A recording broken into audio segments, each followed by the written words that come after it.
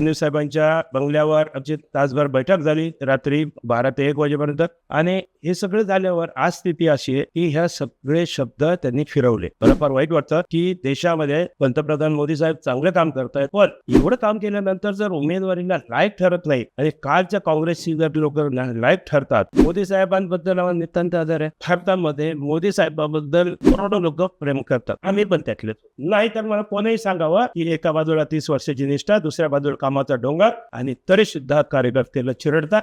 निधी येत असतो पण तो निधीचा वापर कसा करायचा, आणि त्यामध्ये खरंच साहेबांचं खूप मोठं योगदान आहे. त्याला ते युटिलाइज केला. आणि तुम्ही बघा की औंधमध्ये जे काम दिसतं ते तुम्हाला पुणे शहरात कुठेच दिसणार नाही. स्मार्ट सिटीमध्ये जी जागा पुढच्या 50 वर्ष महापालिका प्रशासनाने कधी ताब्यात घेतल्या नसत्या, त्या जागा रात्री वेड्यासारखा रस्त्यावर उतरून जेसीबी पोकलॅन मशिनरी घेऊन, एक अधिकारी नाही, एक चपराशी सुद्धा सोबत नाही, रात्री रस्त्यावर वेड्यासारखं उतरून सगळ्या जागा ताब्यात घेतल्या. पण आम्ही सिंगापूरला जाऊन गेलो फिरायला किंवा दुबईला गेलो होतो, तेव्हा बघितलं की दुबईमध्ये गेलो खरंच वाळवंटामध्ये त्या लोकांनी सुंदर, म्हणजे अगदी स्वर्ग फुलवल्यासारखं इतकं सुंदर केलं. हे जर लोक वाळवंटात करू शकत करतात, आपण का नाही करू शकत? रस्ते जर बघितलं तर सुंदर रस्ते केले, पण रस्ते करताना सुद्धा रस्त्याच्या मधात ड्रेनेज लाईन, त्याच्यानंतर पावसाळी लाईन, दोन्ही बाजूला पाण्याच्या लाईन, त्याच्यानंतर रिकामे कड्यूट दोन्ही बाजूला, आडवे क्रॉसिंग कड्यूट. पुढच्या 40 वर्ष सुद्धा या रस्त्याला खोदायची गरज पडणार नाही, इतकं सुंदर नियोजन आम्ही करून ते रस्ते करून घेतले. पुणे शहरातून सगळीकडनं औंधमध्ये संध्याकाळी लोक फिरायला येतात, कारण आम्ही जेव्हा लोकांना विचारतात इकडे काय येतात, म्हणतात आम्हाला इथं आल्यावर युरोपचा फील मिळतो. राजकारण हे कधीच 1+1=2 असं नसतं. राजकारणामधली गणितं कायम वेगळी असतात. म्हणजे काही वेळा अचानक घडामोडी घडतात, पक्ष बदलतात, काही वेळा माणसं बदलतात, पण अशा वेळी सुद्धा जमिनीवरती पाय रोवून जो उभा राहतो तो खरा राजकारणी असं म्हणावं लागेल. आणि अशाच मुद्द्यावर बोलण्यासाठी माझ्यासोबत आहेत प्रभाग क्रमांक 8च्या उमेदवार अर्चना मुसळे आणि त्यांचे पती ॲडव्होकेट मधुकर मुसळे. दोघांचंही खूप खूप स्वागत.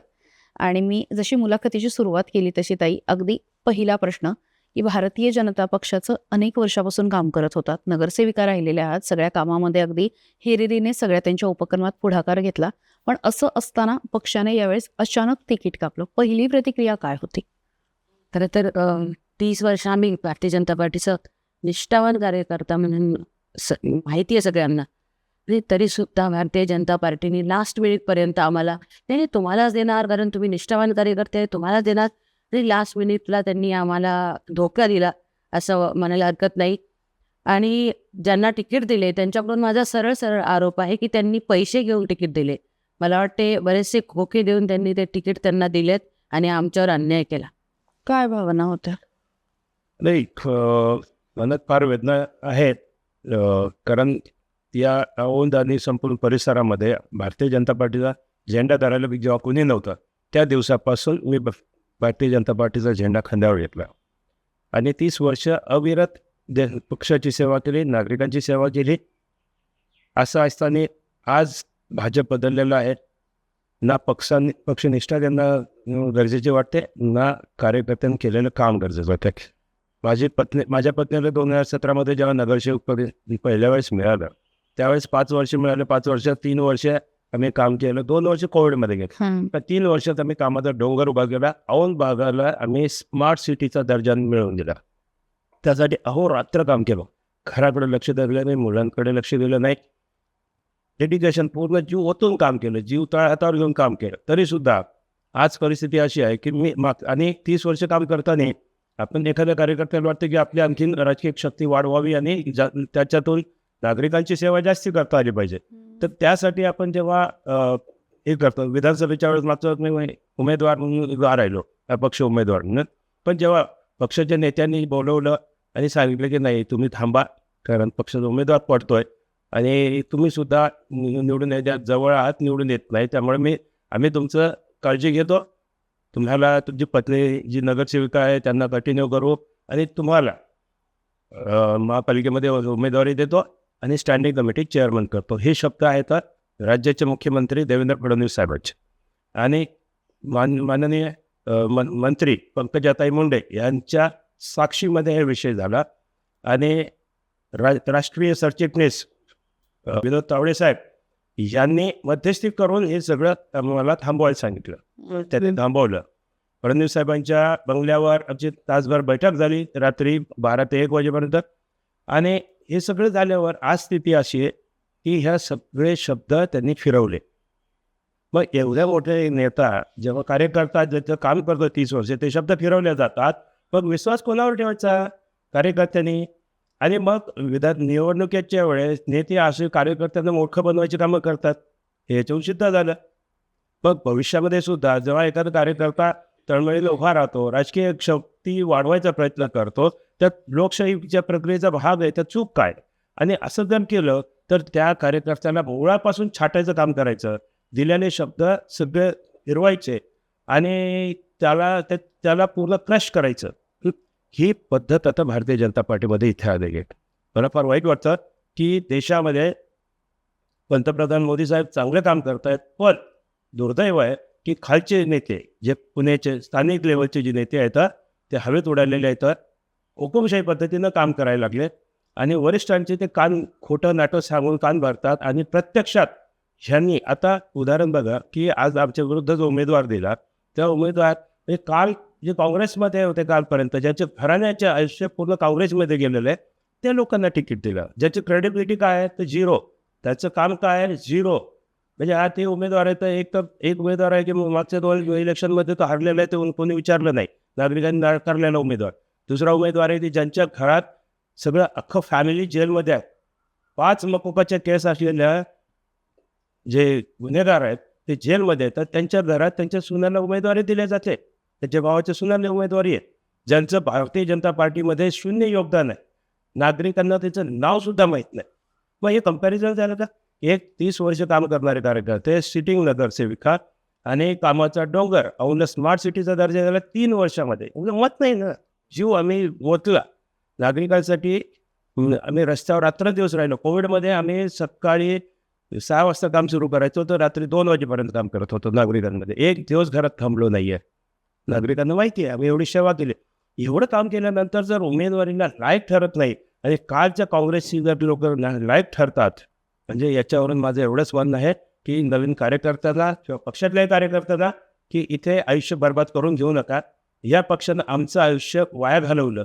30 वर्षाची आमचं जे आयुष्य आहे ते खराब केलं आपण. आणि तरीसुद्धा आम्ही असं ठरवलं की नागरिक आमच्यासोबत आहेत, हे आम्हाला खूप आनंदाची गोष्ट आहे.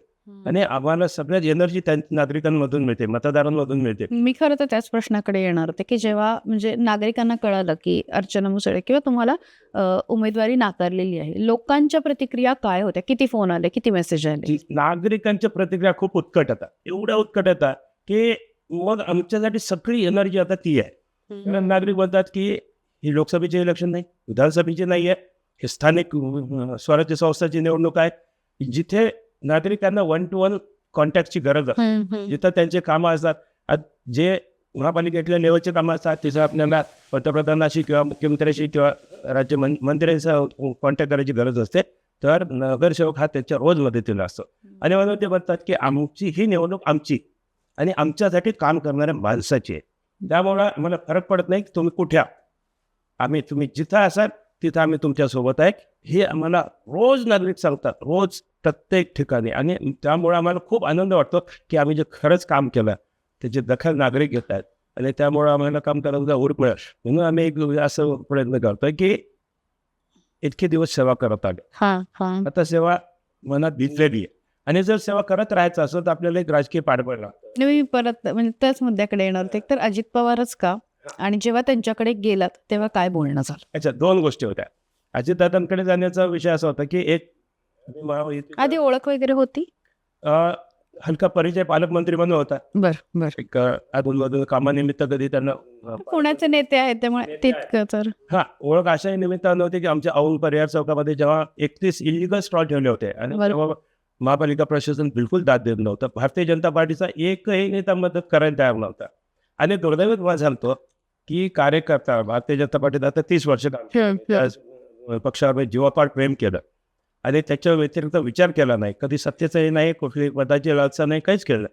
पण जेव्हा आमच्या इथं 31 स्टॉल परिहार चौकात इलिगल ठेवले तेव्हा आम्ही भारतीय जनता पार्टीच्या आमच्या नेत्याकडे सगळ्या तेव्हाच्या कॉन्टॅक्ट केला, कोणच मदत नाही केली. फायनली आम्ही पालकमंत्री अजितदादांकडे गेलो. गंमत असं मला सांगतो की अजितदादांकडे गेलो, त्यांनी हा विचार नाही केला की हा भारतीय जनता पार्टीचा कार्यकर्ता आहे. त्यांना माहीत होतं की मुसळे भाजपचे कार्यकर्ते आहेत, अर्चना मुसळे नगरसेविका आहेत. त्यांनी ताबडतोब कमिशनरला फोन लावून आदेश दिले की ते इलिगल स्टॉल ताबडतोब काढा आणि खरी दिशा तिथं बदलली. त्यानंतर मग आम्ही फायनली एक आंदोलन केलं. आम्ही आत्मदान आंदोलन ठेवलं महापालिकेसमोर, कारण आम्हाला हे जे काही इलिगल चाललं होतं ते सहन होत नव्हतं. ते आम्ही आहोत एवढं स्मार्ट केलं आणि त्याच्यावर 31 स्टॉल सगळं फुटपाथ व्यापून टाकला होता, त्यांनी कब्जा केला होता. आणि मग खरं तर अजितदादाच्या याच्यामुळं इंटरव्हेन्शनमुळं तर टर्न मिळाला आणि नंतर ते 31 स्टॉल आम्ही काढू शकलो. काढून घेतले. तर असं खंबीर नेता जो कार्यकर्त्याच्या पाठीमागे राहतो, उभा राहतो, ताकदीनं राहतो आणि मग सामाजिक काम जर मोठ्या प्रमाणात करायचं असेल तर पॉलिटिकल ताकद पाठीमागं पाहिजेच पाहिजे. आणि असा एक खंबीर नेता पाहिजे की खरंच कार्यकर्त्यावर जर संकट आलं, त्याला काय अडचणीत आला तर त्याला नेता उभा राहतो. त्यावेळेस भारतीय जनता पार्टीच्या स्थानिक नेत्यासारखं नाही की कोणच उचलायची नाही, उचलत हा बघतं म्हणणार आहे. अगदी मी म्हणतो भारतीय जनता पार्टी स्थानिक नेतृत्व पुलचट आहे, कुचकट एकदम म्हणजे कुचकामी आहे. हे आम्ही अनुभवलं. मी हे म्हणजे अगदी अनुभवानं सांगतो, याच्यात कुठंही अतिशयोक्ती नाही, चुकीचं काही सांगत नाही, जे आहे ते सत्य कथन करतोय. आणि म्हणूनच अजितदादांच्या सोबत जाण्याचा निर्णय आम्ही त्यामुळे केला. जेव्हा आम्हाला कळालं की पक्ष आपल्याला चीट करतो. बरं, हे किती वेळ आधी कळालं, किती दिवस आधी कळालं? 30 तारीख शेवटची होती फॉर्म भरायची आणि 29 तारखेला रात्री उशीरपर्यंत आम्ही वाट बघत होतो की आम्ही स्वप्नात कल्पना नाही केली की आपला पक्ष आपल्यासोबत एवढा लोका करेल. 30 वर्षाची कारकीर्द, निष्ठावान कार्यकर्ता, कामाचा डोंगर, सिटिंग नगरसेविका आहे. मला त्याचा शब्द दिला, तो तर हवेत उडाला. आपण सिटिंग नगरसेविकाला सुद्धा कट केलं, पण आमच्या विरुद्ध तर एक शब्द सुद्धा काही चुकीचं नव्हतं. पण विधानसभेला उभा राहणं आमचा गुन्हा ठरतो का? आमच्या विरुद्ध जे काँग्रेसमधून लोक घेतले त्यांना तुम्ही तिकीट देता आणि 4-4-5 मग 29ला रात्री उशिरा कळलं की आपल्याला तिकीट नाहीये. मग पुढे काय घडामोडी घडली? मग जेव्हा आम्हाला खात्री पटली की आपल्याला पक्ष तिकीट देत नाही, त्यानंतर आम्ही जे आमच्यासोबत जे सहकारी नगरसेवक होते प्रकाश ढोरे, त्यांनाही तिकीट नाकारलं होतं. मग त्यांच्याशी बोललो. आमच्या विरुद्ध मागच्या म्हणजे मागच्या टर्ममध्ये 2017ला पौर्णिमा रानवडे होत्या, त्या उभ्या होत्या, त्याही इच्छुक होत्या आणि मध्यंतरी त्या भाजपमध्येच काम करत होत्या, त्यांनाही तिकीट नव्हतंच. मग मी त्यांच्याशी संपर्क केला, त्यांना लगेच फोन केला आणि मग विचार केला आपल्या तिघांनाही पक्ष नाकारतोय, काय करायचं? मग आपण काही विचार केला पाहिजे. आणि त्या मध्यंतरी आम्हाला राष्ट्रवादी काँग्रेस करून मग त्याच्या जस्ट 10 मिनिटं आधी फोन आले होते की तुम्हाला पक्ष तुमच्यासोबत मग यायला तयार आहे, मदत करायला तयार आहे, तुम्ही येत असाल तर आम्ही आहे तुमच्यासोबत. पण एक 5 मिनिटात चर्चा केली त्या दोघा तिघांसोबत, फोनवरच चर्चा केली आणि लगेच ठरवलं की चला सेवेची दिशा आपण हा तिथलाच घटक पक्ष आहे, राष्ट्रवादी काँग्रेस आहे, आपण कुठे बाहेर जात नाहीये, त्याच विचारात आहे, सोबत आहे. म्हणून लगेच निर्णय केला की आपण राष्ट्रवादीसोबत जाऊ. त्यानंतर अजितदादांची भेट घेतली, त्यांच्या बंगल्यावर भेट घेतली, पक्षप्रवेश केला आणि ताबडतोब दादांनी फॉर्म देऊन टाकले. काय म्हणाले अजित पवार? वाढत न राहता सरळ कामाला लागायचं. का 30 वर्ष काम केलेलं कार्यकर्ता आहे, खडादिन काम करायचं. जेव्हा आमचं कोणी एक बोर्ड लावू देत नव्हतं आमच्या चौकामध्ये, तो त्यापासून झेंडा खांद्यावर घेऊन लढलेला, लढणारा कार्यकर्ता आहे, थांबणारा नाहीये. जनसेवे कुठल्या नेत्यांची आठवण येते हे सगळं? म्हणजे आता मुंडे साहेब होते किंवा हे भारतीय जनता पार्टीत असतानाची गोष्ट सांगतो. आता आमचा नेता फक्त अजितदादा आणि जगत आहेत. पण भारतीय जनता पार्टीत करताना काही नेत्यांचं प्रेम मिळालं जे खरंच चांगलं आहे. मी ज्यांच्याबद्दल मी कधी वाईट म्हणूच शकत नाही. जे आमच्या आपल्या पंकजाताई आता खरंच त्यांच्याबद्दल मनापासून आभार आहे. तर बावनकुळे साहेब खरंच चांगला माणूस, म्हणजे माणूस व्यक्तिमत्व चांगलं आहे, खूप आहे. फडणवीस साहेबांच्या बाबतीत वाईट वाटतं, त्याबद्दल क्षमा करा, कारण त्यांनी त्यांचे शब्द फिरवले. एवढ्या मोठ्या नेत्यांनी स्वतःला देवाभाऊ म्हणणारा माणूस, आणि मी एक मॅसेज टाकला होता की साहेब तुम्ही देवाभाऊ म्हणून गणले जातात, आम्हाला वाटते तुमचा शब्द म्हणजे देवाचा शब्द आहे. तुम्ही जर अशा प्रकारे कार्यकर्त्याला जर हिलवत असताल, तर त्याचे जर अपमान करत असाल तुम्ही शब्द देऊन, तर हे खूप वाईट आहे, हे चुकीचं आहे. मग तुम्हाला देवाभाऊ म्हणण्याचा अधिकार नाही आहे. कार्यकर्ता नेत्याकडे बघून जगत असतो, त्याचं घर तो दार सगळं सोडून, कुटुंब सोडून तो वेड्यासारखा पक्षाचं काम करत असतो. तुम्ही त्याला शब्द देत आणि फिरवता, त्याला थोडीच किंमत नाही. तर मग तुमची क्रेडिबिलिटी पण प्रश्नचिन्ह निर्माण नाही का झाला? भविष्यात सुद्धा तुमच्या शब्दावर कुठल्याही कार्यकर्त्याला का शब्दावर विश्वास ठेवा?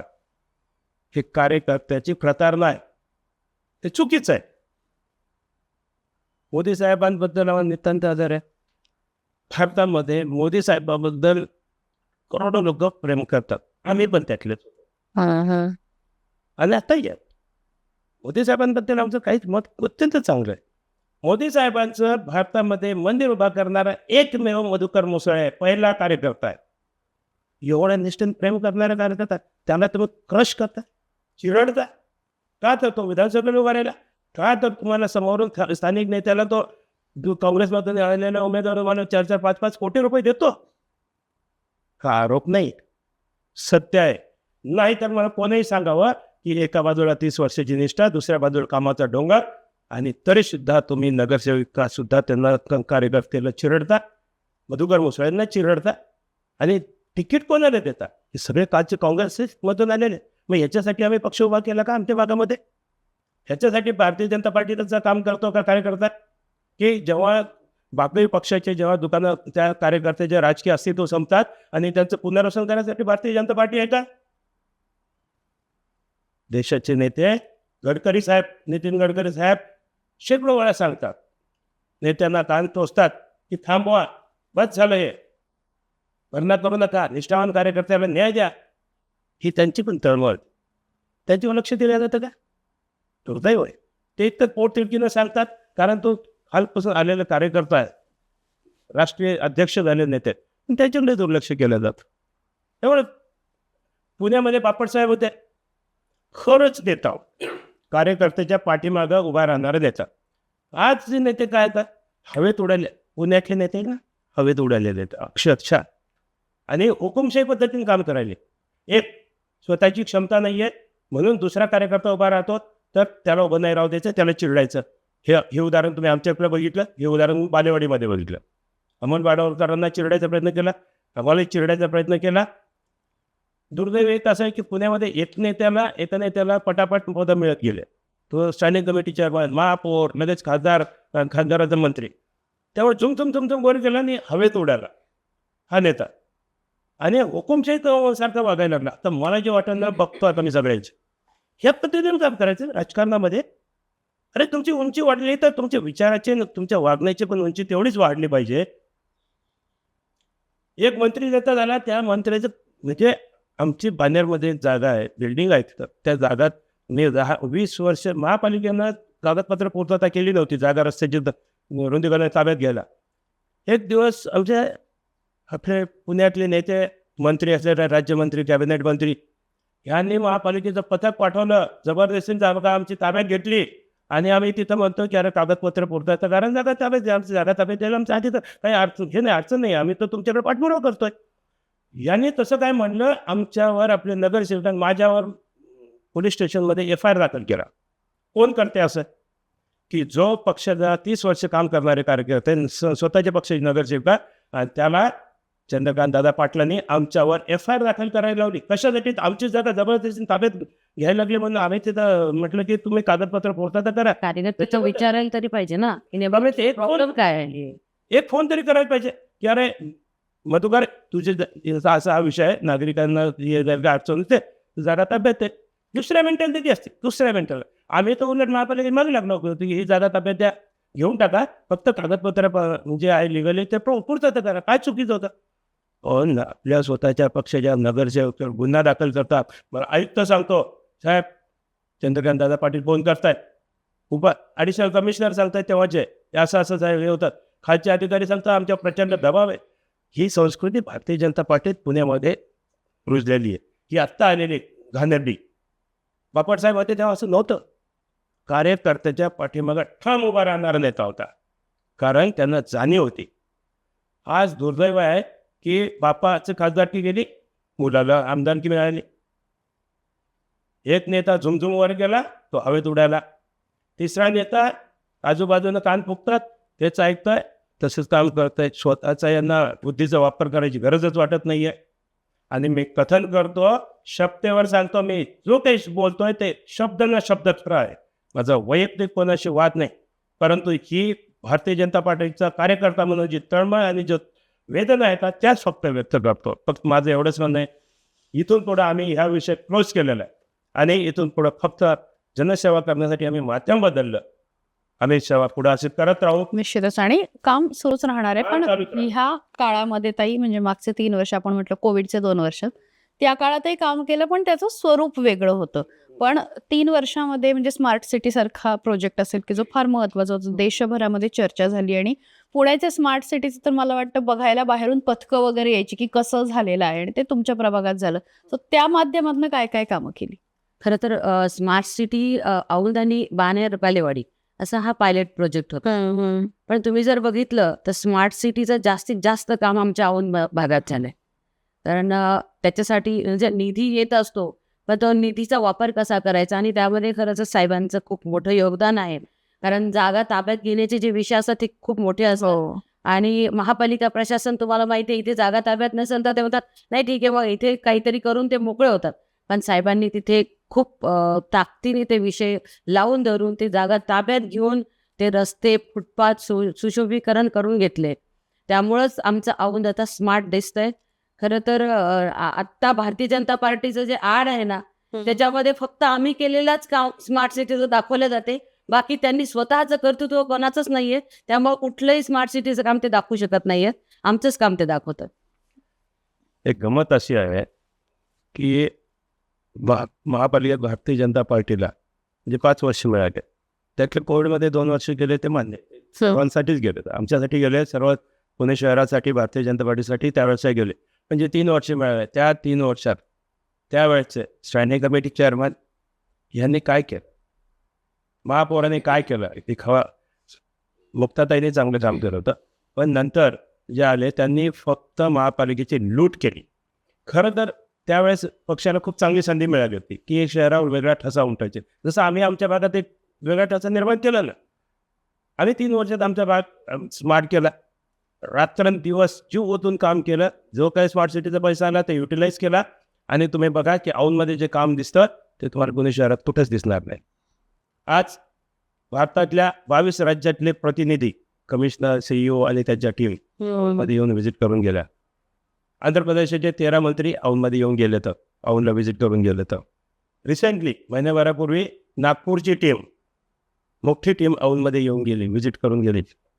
सर्वात आणखी अभिमानाची गोष्ट आहे की बार्सिलोना शहर जे जगातलं स्मार्ट सिटी समजलं जातं त्या शहराचा मेयर सुद्धा औंधमध्ये येऊन केला. याच्यापेक्षा आणखीन काय काम करून दाखवायचं आणि तरीसुद्धा तिकीट मिळत नाही म्हणजे काय दुर्दैव म्हणायचं. काय आज या भारतीय जनता पार्टीची सध्याची परिस्थिती फार बिकट आहे.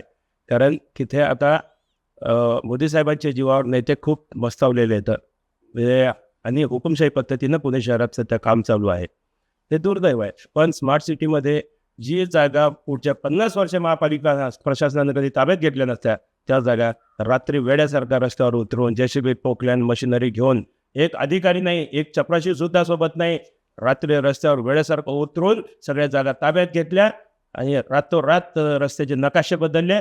त्यानंतर अवचाने 1-1 मीटरवर प्लॅनिंग करून काम एक्झिक्युशन करून घेतलं. सगळं प्लॅनिंग आमच्या ऑफिसमधून एक्झिक्यूट झालं. त्याचं प्लॅनिंग झालं आणि एक्झिक्युशन आम्ही केलं. ते एक वेळ होतं की आम्ही आमचं ठरवलं होतं की औंध आम्हाला भारतातला उत्कृष्ट उपनगर करायचं हे ध्येय ठेवलं होतं. कारण आम्ही सिंगापूरला जेव्हा गेलो फिरायला किंवा दुबईला गेलो होतो तेव्हा बघितलं की दुबईमध्ये गेल्यावर खरंच वाळवंटामध्ये त्या लोकांनी सुंदर म्हणजे अगदी स्वर्ग फुलवल्यासारखं इतकं सुंदर केलं.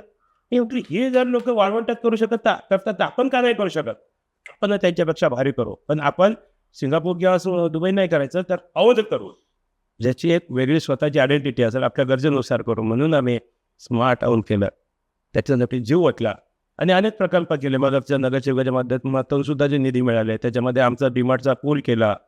ते आमच्याकडे एक 18 वर्ष इंदिरा गांधी शाळा जी महापालिकेची त्या शाळेवर कनमाडी शाळेने इलिगल कब्जा केला होता आणि अगोदरच्या नगरसेवकाच्या आशीर्वादानं ते 18 वर्ष चाललं होतं आणि महापालिकेची जागा आणि भाडं घेतोय दुसरं आणि 18 वर्ष इलिगल ताबा जुन्या नगरसेवकांनी त्याचे भाडे घेत होते. असं आम्हाला त्यावेळेच्या त्या फायनली त्या संस्थेच्याच लोकांनी सांगितलं आणि गंमत पद्धत. त्याच्यानंतर आम्ही ते त्याच्यावर कारवाई केली आणि नंतर ते काढून टाकले. त्यासाठी हायकोर्टातही गेलो. 2-3 महिने चालली ती लढाई. खरं तर जवळपास ऑलमोस्ट वर्ष गेलं त्याचं. 3 वर्ष सुरू होऊन वर्षभर चालली. पण नंतर आम्ही हायकोर्टात सुद्धा गेलो त्यांच्या विरुद्ध. ते हायकोर्टात आम्ही पण प्लीड केलं आणि मग ती खाली करून घेतली. त्यानंतर आम्ही चिल्ड्रन ट्रॅफिक पार्क केला. चिल्ड्रन ट्रॅफिक पार्क इतका सुंदर, स्वीडनमधला जे एक कन्सेप्ट तिथे बघितला होता त्यावेळेस लक्षात आलं की पुणे शहर हे वाहतुकीच्या नियमाबद्दल खूपच म्हणजे खूप प्रसिद्ध बनत आहे. ही लोक असं म्हणतात दुर्दैव आहे आपल्यासाठी, आपल्या शहरासाठी काही घोषणाची गोष्ट नाही आहे, पण असं म्हणतात की पुण्यात ज्याला वाहन चालवता येते त्याला जगात कुठेही वाहन चालवता येते. हो हो ही गोष्ट आपल्यासाठी खरंच घोषणा नाही ती, म्हणून आम्ही विचार केला की जर इथं लोक नियम पाळत नाही तर म्हणजे नियम पाळणारे आहेत, पण नियम न पाळणाऱ्याची संख्या सुद्धा मोठी आहे. हो त्यामुळे चांगले नियम पाळणाऱ्या पुणेकरांचा सुद्धा आम्ही धन्यवाद देतो. पण जे नियम पाळत नाहीत त्यांना सुद्धा शिस्त लावली पाहिजे. आणि ते करताना आता कसं असतं की शिस्त लावताना एक सोपी गोष्ट काय असते, लहान मुलांवर आपण संस्कार लवकर बरोबर. म्हणून आम्ही औंधमध्ये चिल्ड्रन ट्रॅफिक पार्क उभा केला, जिथं पुणे शहरातल्या सगळ्या शाळांचे मुलं तिथे आणून त्यांना ट्रेनिंग दिलं जातं की वाहतुकीचे नियम कसे असतात, काय असतात ते पाळायचे. लहान मुलं संस्कारक्षम असतात, लवकर समजून घेतात, म्हणून त्यांना आम्ही हे केलं. तिथे सगळे त्यांना ट्रेनिंग दिलं जातं. आणि आमचा प्रयत्न हा आहे की पुढच्या 5 वर्षात 6 वर्षात ही मुलं रस्त्यावर वाहन घेऊन येणार आहेत. तर त्यावेळेस त्यांच्या मनामध्ये ते बिंबलं की बरोबर आहे की रेड सिग्नल असेल तर थांबायचं. पुणे शहर पुढच्या 5-10 वर्षात किंवा 15 वर्षामध्ये पुणे शहर वाहतुकीचे नियम पाळणारे शहर म्हणून प्रसिद्ध होईल. हे सुद्धा दूरदृष्टी करून काम केलं आम्ही. जसं ITI रोडला एक ओपन जिम केला, त्याचा वापर सकाळी 4 पासून रात्री 12 पर्यंत लोक करतात, अगदी एक दीड वाजेपर्यंत करतात रात्री. तर जसं एक योगाचं शिल्प उभारलेलं आहे. आणि रस्ते जर बघितलं तर सुंदर रस्ते केले, पण रस्ते करताना सुद्धा रस्त्याच्या मधात ड्रेनेज लाईन, त्याच्यानंतर पावसाळी लाईन दोन्ही बाजूला, पाण्याच्या लाईन, त्याच्यानंतर रिकामे कड्यूट दोन्ही बाजूला, आडवे क्रॉसिंग कड्यूट. नियोजन 40 वर्ष सुद्धा या रस्त्याला खोदायची गरज पडणार नाही, इतकं सुंदर नियोजन आम्ही करून ते रस्ते करून घेतले. आमच्याकडे बघा प्रचंड मोठे फुटपाथ दिसतात, कारण ज्या जागा ते सगळं उभं राहून करून घेतलं. स्वतः उभं राहून करून घेतलं. आणि आमच्याकडे तुम्हाला औंधमध्ये बघा फुटपाथ आम्हाला गार्डन सारखे भेटतील. आमच्या औंधमध्ये इतकं सुंदर फुटपाथ येतात. प्रत्येक फुटपाथ सुद्धा आम्ही एकही झाड आम्ही यातलं तोडलं नाही, तोडू दिलं नाही, इनफॅक्ट वाचवले आणि त्याच्याभोवती सुंदर रचना तयार केल्या.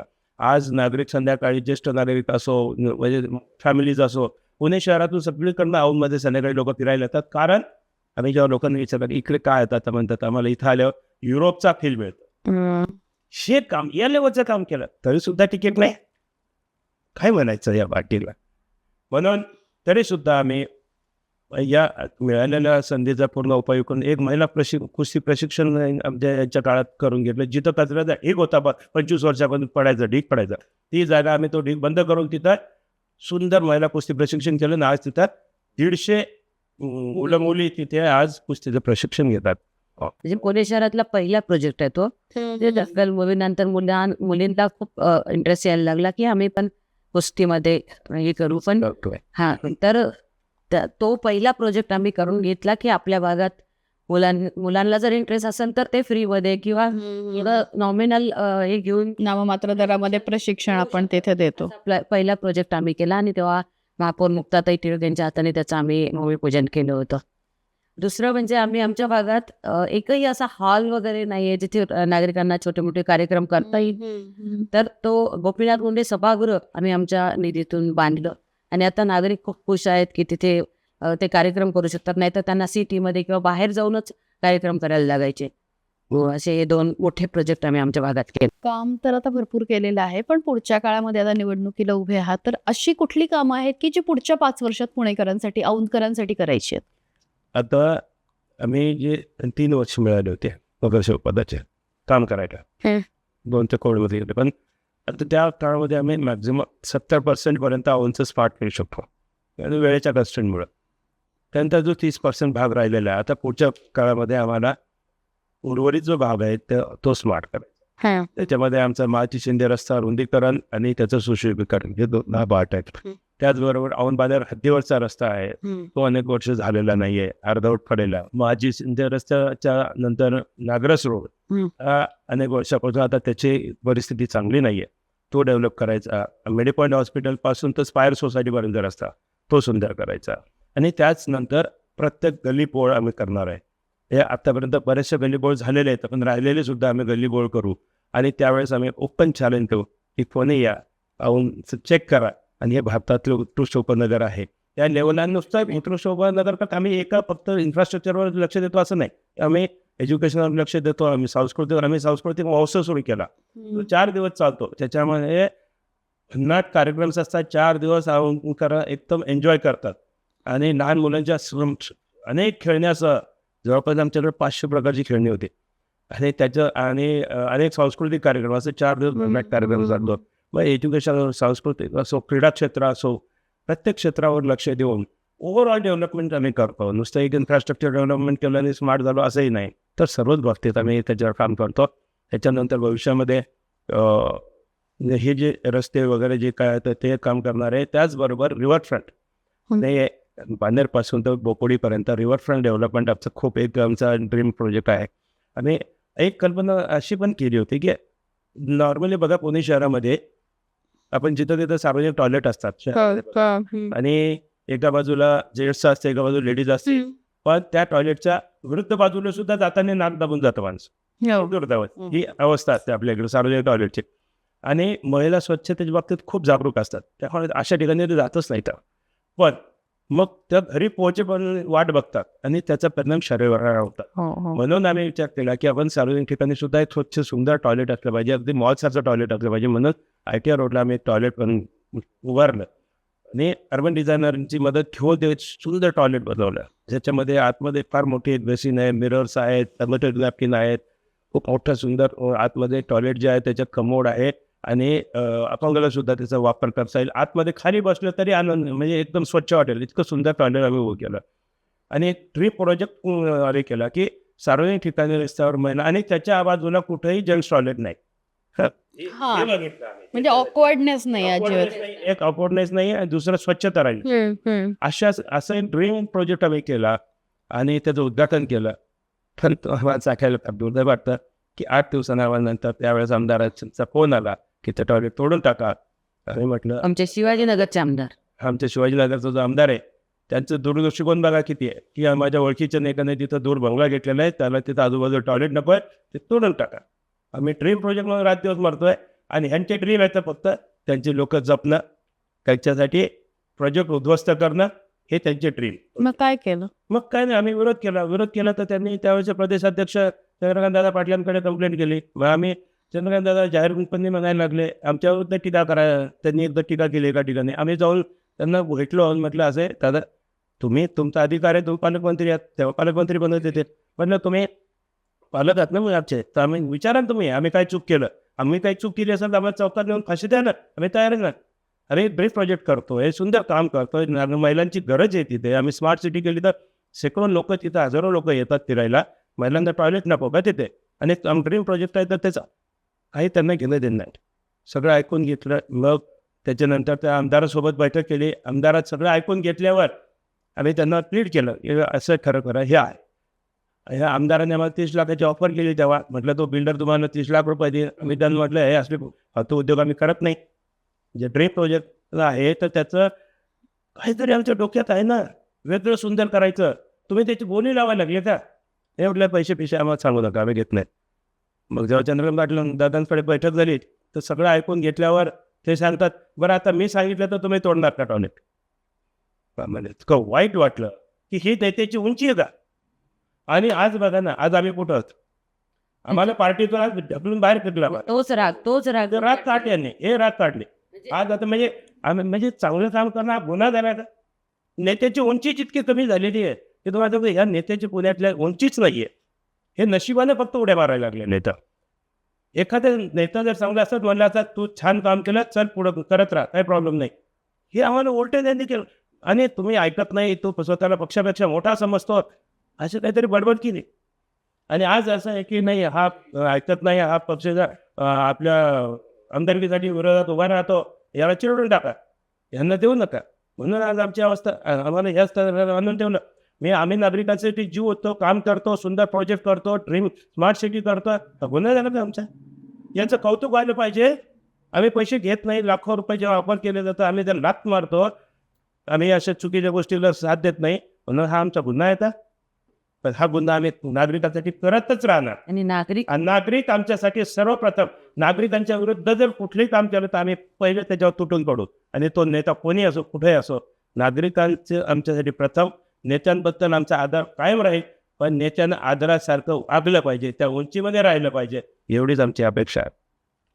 ताई, मला ही संपूर्ण मुलाखतीमध्ये म्हणजे अगदी शेवटचा मुद्दा आहे की नवरा इतका खंबीरपणे मागे उभा राहतो, काय त्यांच्याबद्दल जरा सांगा ना. खरं तर गेली 30 वर्ष तेच काम करत होते. भारतीय जनता पार्टीच्या माध्यमातून करत होते आणि 2017ला पहिल्यांदा लेडीज वॉर्ड पडला आणि मी निवडणूक ते स्वतः त्यांना राजकारणाचं खूप भयानक आवड आहे, भयानक. आणि राजकारण नाही तर समाजकारणाची खूप जास्त आवड आहे.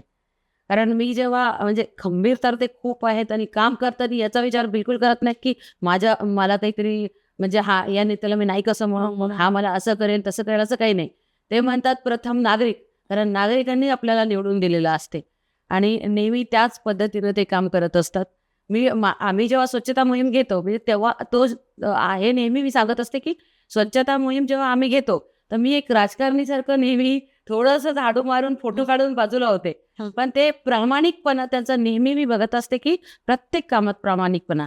म्हणजे स्वच्छता जरी घेतली तरी ते आतमध्ये जाऊन जो कचरा असेल आमच्या भागात, म्हणजे दर 2 महिन्याने आम्ही स्वच्छता मोहीम घेतो. कारण आमचा स्मार्ट सिटीचे जे रस्ते आहेत ते खूप सुंदर आहेत म्हणून आम्ही ते घेत असतो. तर ते एकदम प्रामाणिकपणे जेव्हा काम करतात ते बघून खूप चांगलं वाटते.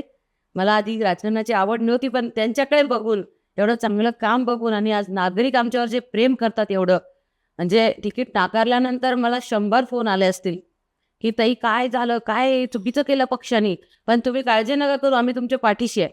आणि मी आत्ता जेव्हा नागरिकांकडे जाते तर नागरिकांचा भरभरून प्रेम आणि प्रतिसाद मिळतो. घरात येऊन चहा प्या, बसा, काळजी करू नका, आम्ही तुमच्यासोबत आहोत, असं नागरिक बोलत असतात. शेवटी प्रभाग क्रमांक 8च्या लोकांना काय आवाहन कराल या माध्यमातून. यावेळेस असं आमचं आव्हान हेच राहील की यावेळेस काम करणारा कार्यकर्ता इतर काही बघण्यापेक्षा कार्यकर्त्याला प्राधान्य द्या, की आम्हाला जे काही नागरिक आमच्याकडे तसा प्रतिसाद देतात, तर आमचं तेच आव्हान आहे की तुम्ही आम्हाला काम करताना बघितलं, 30 वर्ष पक्षाचं काम करताना बघितलं, सामाजिक काम करताना बघितलं, भागाचा इन्फ्रास्ट्रक्चर पूर्ण चेंज काय पालट करताना बघितलं. तर यावेळेस फक्त कार्यकर्ता काम करणारा कार्यकर्ता तुमच्यासाठी हक्कानं उभा राहणारा, तुम्ही ज्याला कधीही हक्कानं फोन करू शकता, त्यांच्याकडे जाऊ शकता, काम तेवढ्या हक्कानं सांगू शकता. आणि आम्हाला आनंद वाटतो की आमच्या भागात ज्येष्ठ नागरिक खूप आहेत.